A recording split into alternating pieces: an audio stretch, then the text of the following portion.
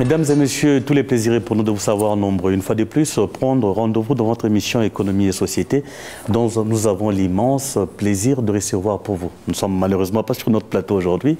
Nous sommes reçus au cadastre minier par le directeur général Popol Mobolia, avec qui nous allons parler du secteur minier en République démocratique du Congo, puisque le slogan, c'est le CAMI, c'est pratiquement le porte d'entrée du secteur minier en République démocratique du Congo. Alors, monsieur le DG, je ne dirais pas soyez le bienvenu sur mon plateau, mais merci de nous recevoir. Bienvenue chez nous. Vous avez pris de fonction ici, au cadastre minier, c'était le 9 août dernier, où vous avez martelé de prioriser certains secteurs, notamment sur le plan administratif, technique et financier, et vous avez promis l'accompagnement de direction générale pour l'augmentation du part de CAMI dans la mobilisation de recettes. Là, je parle bien du profit du budget national. Où en sommes-nous plus de 100 jours après?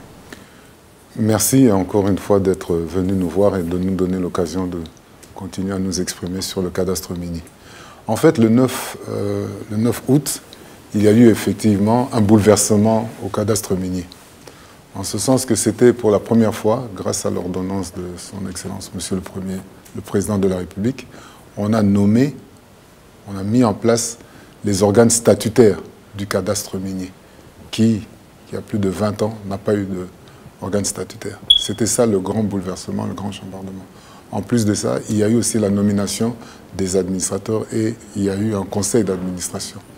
Et le rôle du conseil d'administration, c'est l'orientation, la conception et le contrôle des activités du cadastre minier. Et donc, à cette occasion, c'est le président du conseil d'administration qui s'est exprimé pour rappeler le rôle donc qui lui est dévolu au conseil d'administration. Et ensuite, il a rappelé les différentes étapes qui concernent l'activité du cadastre minier. Et enfin, il nous a donné quelques orientations sur le plan financier, sur le plan technique et sur le plan administratif. Et donc, c'est à partir de là que nous avons développé notre travail. Et donc, j'avais dit à ce moment-là que je ne prendrais pas la parole, je ne prendrai la parole qu'après au moins 100 jours de travail. Là, je peux m'exprimer sur ce qui était fait. Et donc, aujourd'hui, c'est un plaisir de vous voir parce que ça nous donne l'occasion de faire maintenant une restitution de tout le temps que nous avons eu à avoir pour commencer à mettre en place le cadastre minier. Je vous en prie, justement, 100 jours après, c'est vrai que vous étiez déjà devant la presse pour expliquer les grandes lignes et surtout les nouveautés que vous avez pu mettre en place. Mais qu'est-ce que nous pouvons retenir de votre gestion? Lorsque nous avons trouvé le cadastre minier, nous avons essayé de regarder quelles étaient les missions accordées au cadastre minier. 2 missions sont dévolues au cadastre minier principal. La gestion des titres miniers, mais collaborer avec le ministère dans la gestion du domaine minier. Et donc, dans la gestion des titres, l'instruction, l'analyse, la préparation, la vérification de tous les documents. Et pour ça, comme il y avait un volume important, nous avons mis en place, la première étape, c'est assainir la situation. On regarde qu'est-ce qu'il y a et qu'est-ce qu'on peut faire là-dedans. Et on s'est rendu compte qu'il y avait beaucoup de documents qui n'étaient pas respectés, que les entreprises ne se conformaient pas exactement à la loi ou que le cadastre minier ne demandait pas. Ceci a conquéri à avoir donc un assainissement qui a conduit à du gel de plus de 1500 à 2000 permis que nous avons regardés et que nous avons proposé à la direction de soit de les déchoir, soit de voir dans quelle manière on devait les radier. Et par exemple, un cas simple, c'est que nous avions constaté qu'il y avait encore des détenteurs des titres miniers, des personnes physiques, alors que le code était précis, c'est qu'il faut, le code de 2018, il faut avoir une personne morale. Donc tous ceux qui ne se conformaient pas à ça étaient en fait d'office à radier parce qu'il y avait tout un temps qu'ils n'ont pas respecté. Ils ne l'ont pas fait, mais c'est arrivé que nous avons commencé à assainir. Il y a eu beaucoup de commencements de travaux qui n'ont pas été faits dans le cadre des permis qui sont délivrés. Il y a les études de faisabilité qui n'étaient pas complètes. Alors tout ça a conquéri qu'à peu près 300 à 400 titres miniers ont été automatiquement retirés. Ça, c'était la première phase. Donc vous avez pratiquement lancé une opération d'assainissement du minier. C'est ce qui vous vaut le surnom de Monsieur Bonne Gouvernance, puisque vous mettez la rigueur dans les affaires. Je crois que mes collègues, moi, tous sommes qui sommes, quand on nous nomme quelque part, il n'y a pas 36 choses à faire. Vous regardez d'abord l'état des lieux et puis vous faites respecter les textes. Chaque compagnie dans laquelle vous avez à faire, vous devez respecter les textes. Bonne gouvernance, c'est peut-être du fait que dans mon passé, j'ai été le coordonnateur d'un projet Banque mondiale dédié à la bonne gouvernance sur le secteur minier. Et c'est dans ce contexte que nous avons évolué pendant 10 ans avec la Banque mondiale à aider le ministère des Mines à se structurer et à améliorer la bonne gouvernance dans le secteur minier. Sur tous les plans, géologie, contrôle de l'activité minière, collaborer avec l'ITIE, le problème des environnements, le problème des passations, des populations, les retombées. Tout ça, nous avons eu à travailler et à demander à chaque fois comment on pouvait améliorer le secteur minier. Et c'est ce que nous avons essayé de travailler pendant toute cette période-là. Vous avez hérité d'une situation où généralement les gens pensent qu'au Congo, il n'y a plus rien. Tout a été vendu, puisque là, nous sommes dans le secteur minier qui est saturé, bien sûr, avec la délivrance de plusieurs autorisations, Mais qu'est-ce que vous avez constaté en prenant le... Non. Là, il faut peut-être prendre la carte de la République démocratique du Congo et le voir dans sa globalité. Et vous verrez que là où il y a des activités minières, c'est concentré, comme vous le savez très bien, dans la partie tout simplement du sud de l'ex-Grand Katanga. C'est là où il y a une forte concentration. Ce n'est pas saturé, mais il y a une forte concentration qui porte à quoi que ça devient difficile de développer un projet minier. Parce que le projet minier a plusieurs étapes. Vous faites de la recherche, ensuite vous faites l'exploitation, donc vous construisez une usine et tout. Mais quand vous avez quelqu'un qui a 3-4 carrés, vous demande comment est-ce qu'il peut faire. Donc il y a des problèmes de voir comment fonctionner. Une étude de faisabilité est faite, l'autre société est juste à 1 kilomètre. Quel genre d'étude d'impact environnemental elle fait? Est-ce qu'il ne faudrait pas plutôt avoir un global? Tout ça, on est en train de regarder. Mais il y a d'autres endroits, partout en République démocratique du Congo, qui ne sont pas encore explorés. Donc il y a encore de l'espace. Et donc il faut aller vers ce côté-là. Là où, encore une fois, ce que nous avons dit, nous avons commencé à resserrer le maillon pour pouvoir dégager, surtout dans cette partie-là. Mais le pays a encore beaucoup d'espace à faire. Ce qu'il faut, c'est qu'il faut diminuer les spéculateurs, ceux qui gèlent. Et malheureusement, ceux qui gèlent, c'est souvent des gens qui n'ont pas assez de moyens, qui commencent et puis ils sont décalés au départ. Donc ils détiennent et ça ne permet pas à des grandes compagnies qui veulent de faire de tout ça. Donc c'est tous ces petits détenteurs de permis-là qui n'arrivent pas à aller de l'avant. Ensuite, l'État, on serre le maillon parce qu'il ne faut pas traîner pendant 3 ans avec quelque chose que vous ne pouvez rien faire. Mais comment vous faites pour concilier la politique et la gestion des ressources minières? Parce que vous avez bien dit, vous avez retiré des titres à des personnes physiques, c'est que la loi interdit. Mais on entend ça et là, qu'il y a de particuliers plein de pouvoir aujourd'hui qui détiennent. Comment vous faites pour essayer un peu de mettre tout le monde? Non, s'ils détiennent des sociétés, ça, il n'y a pas de problème. Ils sont en conformité avec la loi, on n'y peut rien. Mais maintenant, il faut arriver à obtenir des résultats. Vous regardez les statistiques. Nous avons à peu près 680, ce qu'on appelle permis d'exploitation, des personnes qui doivent aller dans le physique.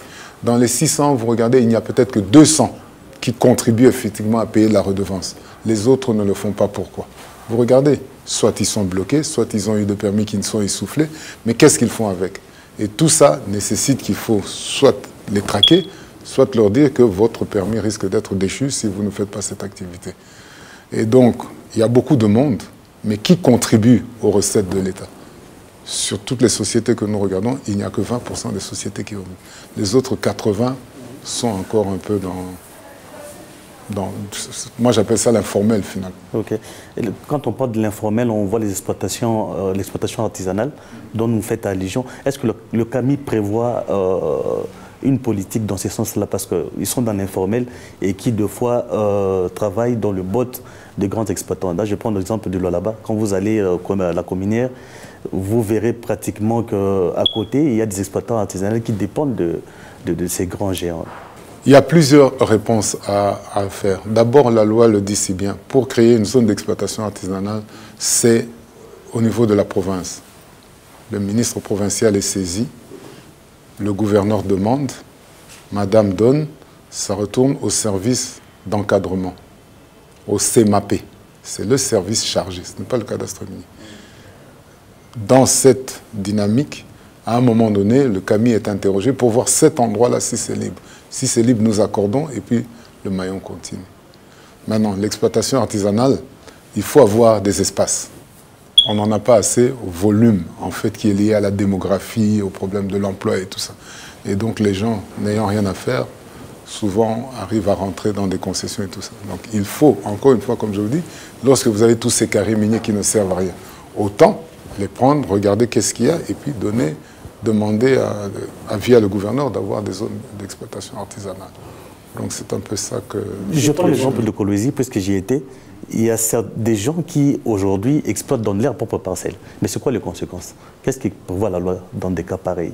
Des personnes qui ne vont pas directement voir le ministre provincial tête de mine, mais qui exploitent illicitement dans leur propre parcelle, en créant des trous. Qu'est-ce que vous appelez maintenant exploiter? Quand il fait des trous, bon, il dit c'est ça. Maintenant, il faut le traquer. Normalement, c'est interdit parce que déjà, par les règles d'urbanisme, il ne peut pas le faire.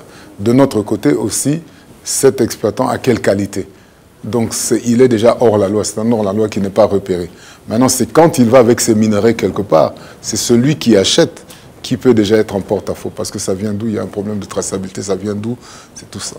Et donc, c'est tout ce trafic qui existe, qui met à mal, en fait, la production et les exportations frauduleuses de nos minerais. Mais c'est quelque chose qui n'est pas permis et qui doit être déconseillé avec toutes les conséquences qu'entraîne ce genre d'activité. Exploitation frauduleuse de nos minéraux, je l'ai dit parce que vous avez participé au processus de Kimberley avec le minerai décent. Je prends l'exemple aujourd'hui, les contrats Union européenne-Rwanda. Vous, personnellement, en tant que directeur général, qu'est-ce que vous en pensez de ces contrats? Le contrat du Rwanda a plusieurs facettes. Et le Rwanda est dans une zone géologique où il peut y avoir des minerais. Malheureusement, pour eux, on n'a jamais bien regardé, on a plus regardé le Congo. Si aujourd'hui ils s'intéressent à faire de l'exploration, c'est peut-être pour ça qu'ils ont eu à faire cette activité. Nous disons à l'Union européenne, d'accord, mais il ne faut pas oublier les préceptes de base. Nous sommes dans la traçabilité avec vous. Pourquoi? Parce que les pays voisins sont en train de prendre nos minerais. Maintenant, si vous voulez cautionner cette situation, ce n'est pas possible. Eux nous disent que non, grâce à ça, on va faire la traçabilité. Nous disons que nous avons déjà des programmes de traçabilité qui sont mis par vous, justement, avec vos experts. Donc, là où on est vexés, nous, les techniciens, c'est que quand on est venu signer chez nous, nous avons beaucoup discuté avec eux. Et eux nous disaient que c'était d'abord général, on allait voir après dans les détails et tout ça. Ce qui était le cas. Lorsqu'on leur a dit, est-ce que vous avez des financements? Non, on va voir et tout ça sur base de projet. De l'autre côté, on va là-bas, ils signent et puis on entend qu'il y a 200 millions qui est affecté au Rwanda. Alors on a dit non, c'est un dupe. Donc on nous explique un peu pourquoi ici on n'avait pas l'argent. Dans un grand pays comme nous, des projets on en a, des acquisitions on peut le faire. Et pourquoi de l'autre côté, très vite on s'empresse de donner de l'argent. C'est ça qui est vexé et que le président a dénoncé. Et pour lequel, sur le plan technique, nous disons qu'il y a d'autres moyens de contrôler tout ça si c'est fait en mettant dès le départ, puisque nous sommes à côté de l'un de l'autre, à travers la conférence internationale de la région des Grands Lacs, des activités qui sont prévues dans le domaine de contrôle des minerais qui circulent dans la région. Nous faisons face à un grand tournant, comme vous le savez, avec la transition énergétique de la RDC. Il y a des minerais stratégiques que la RDC a aujourd'hui, que le monde n'en a pas, et qui nous ont ouvert derrière la porte avec, je dirais, le batterie. On devait construire des usines de batteries en République démocratique du Congo. Mais est-ce que le CAMI a une politique particulière vis-à-vis de ça, cette transition énergétique en RDC? Comment faire profiter de cette matière à la population congolaise? Oui, il y a des cailloux qui font allumer. Je vous ai dit que nous avons deux missions principales. La technicité, le contrôle, mais aussi la gestion. Dans le cadre de la gestion, nous participons à la réflexion sur le problème des marchés stratégiques. Et je crois que la loi est prévue, mais elle n'a pas encore été mise en application sur comment est-ce qu'on va faire avec les marchés stratégiques. On a défini trois matières, je crois que si je me souviens bien, qui sont comme stratégiques. Mais nous analysons avec les collègues des autres services quelles sont ces matières stratégiques qui ont été déterminées par l'Union européenne, par les Américains. À partir de cela, nous essayons de voir si telle matière est reprise chez nous, elle constitue pour eux une certaine criticité. Mais pour nous, n'oubliez pas que le marché stratégique le plus important, c'est le cuivre. C'est le cuivre qui nous fait vivre. Ce n'est pas exactement le cobalt, c'est le cuivre d'abord. Donc à partir de là, c'est stratégique. Mais maintenant, quand c'est stratégique, la loi prévoit. On doit donc mettre en parenthèse la loi et édicter des directives ou comment travailler ces marchés stratégiques.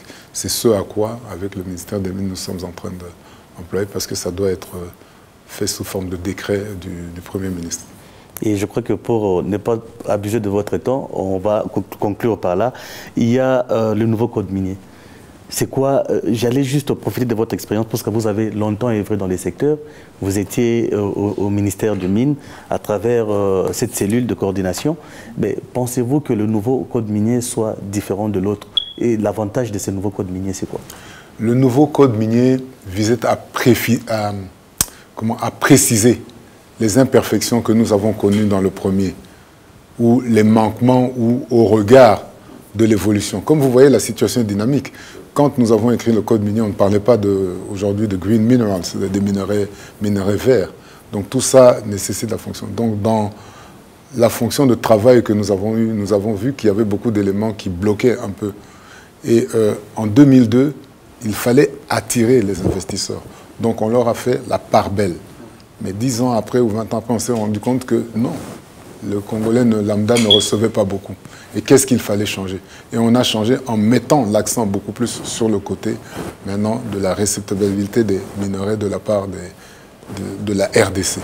Et donc, il y a eu des mesures qui ont été mises d'abord sur le plan financier, mais sur le plan, aujourd'hui, par exemple, on a introduit la notion du 0,3% du chiffre d'affaires pour les communautés de base. 50% de l'argent maintenant, de la redevance minière est directement rétrocédée aux provinces, alors qu'avant c'était au gouvernement central. Donc tout ça permet de remettre de l'argent dans l'action. Et il y a maintenant, je ne sais pas si vous êtes encore à Colosie, avec les dots, les dotations des différents territoires, ils ont maintenant de l'argent pour commencer à faire des projets sur place. La RDC est agressée.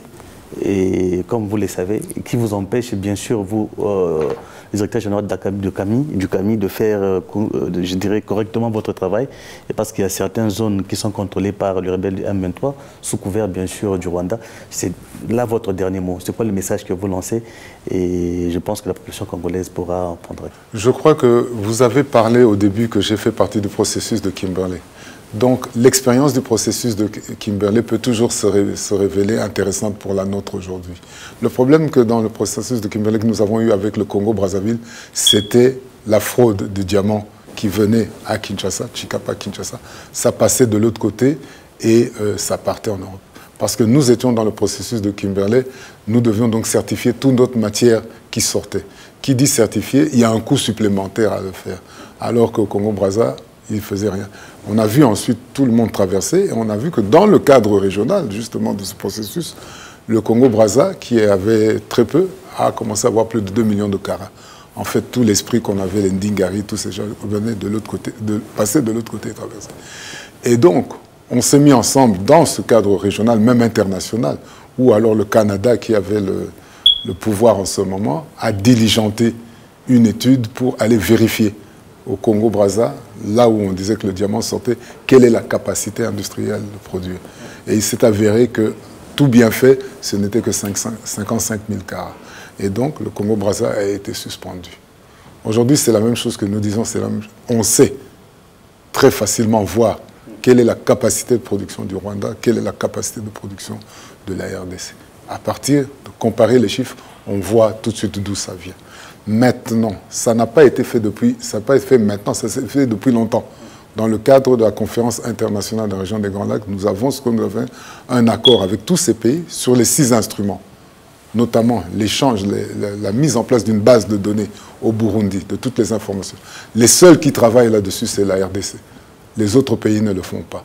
Il y a un dispositif qu'il faut tous participer à l'étude.